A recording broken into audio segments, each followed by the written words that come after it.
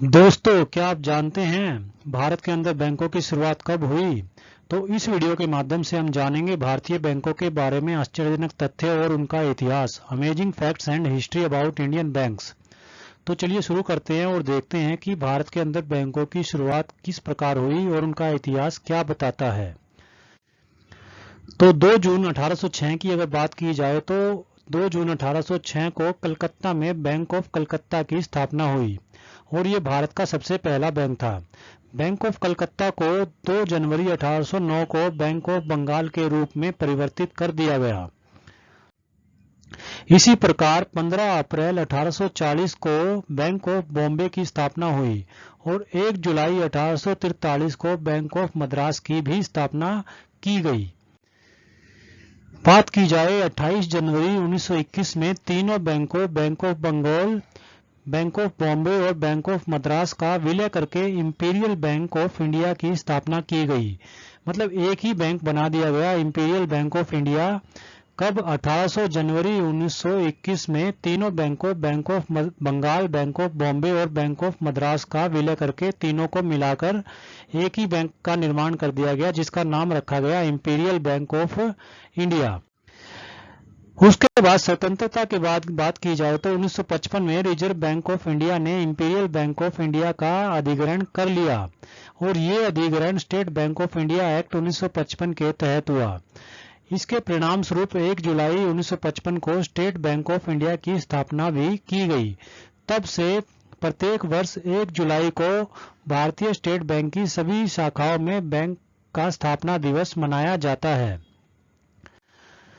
State bank of India की बात की जाए तो state bank of India Bharat की सबसे बड़ी और सबसे पुरानी बैंक है। वर्तमान समय में भारतीय स्टेट बैंक का मुख्यालय मुंबई, महाराष्ट्र के अंदर स्थित है और जॉन मथाई भारतीय स्टेट बैंक के प्रथम अध्यक्ष रहे थे। भारतीय स्टेट बैंक ऑफ इंडिया के जो अध्यक्ष के रूप में नियुक्त होने वाली प्रथम महिला का नाम अरुंधति भट्टाचार्य था।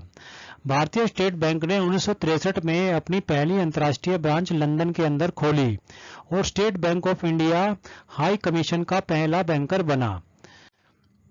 इसी प्रकार साल 1959 में स्टेट बैंक एसोसिएट एक्ट 1959 पारित किया गया। इसके बाद स्टेट बैंक ऑफ हैदराबाद भारतीय स्टेट बैंक का पहला सहयोगी बैंक या फिर कह लीजिए एसोसिएट बैंक बना और 1959 में एसबीआई के 8 सहयोगी बैंक थे। ये बैंक हैं स्टेट बैंक ऑफ हैदराबाद, जिसकी पिक्चर आप पीछे भी देख सकते हैं।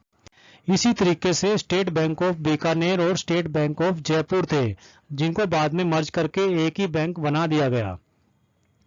इसी तरीके से स्टेट बैंक ऑफ इंडिया का जो नेक्स्ट एसोसिएट था वो था state bank of Indore. Next जो एसोसिएट बैंक्स थे वो थे स्टेट बैंक ऑफ मैसूर और स्टेट बैंक ऑफ सौराष्ट्र। इसी तरीके से स्टेट बैंक ऑफ पटियाला, जो कि काफी बड़ा बैंक रहा है, तो ये भी भारतीय स्टेट बैंक का एसोसिएट बैंक था। साथ में स्टेट बैंक ऑफ त्रावणकोर भी भारतीय स्टेट बैंक ऑफ इंडिया का एसोसिएट रहा है। उसकी एक शाखा के रूप में, ब्रांच के रूप में स्टेट बैंक ऑफ त्रावणकोर ने कार्य किया है। तो 1 जुलाई 2017 तक भारतीय स्टेट बैंक ऑफ इंडिया की सभी एसोसिएट जो बैंक थी उनको स्टेट बैंक ऑफ इंडिया में मर्ज कर दिया गया 1 जुलाई 2017 को। और वर्तमान समय में भारतीय स्टेट बैंक ऑफ इंडिया का एक भी क्या है सहयोगी बैंक अस्तित्व में नहीं है। मतलब जितने भी 8 के 8 जो सहयोगी बैंक थे, एसोसिएट बैंक थे, वो सारे के सारे भारतीय स्टेट बैंक के अंदर 1 जुलाई 2017 को मर्ज कर दिए गए। इसी के अंदर क्या कर दिया गया, एक ही बैंक के अंदर इनका विलय कर दिया गया। जो इनकी अलग अलग शाखा बनाई गई थी सभी बैंक, वो स्टेट बैंक ऑफ इंडिया भारतीय स्टेट बैंक के अंदर 1 जुलाई 2017 को मर्ज कर दिया गया।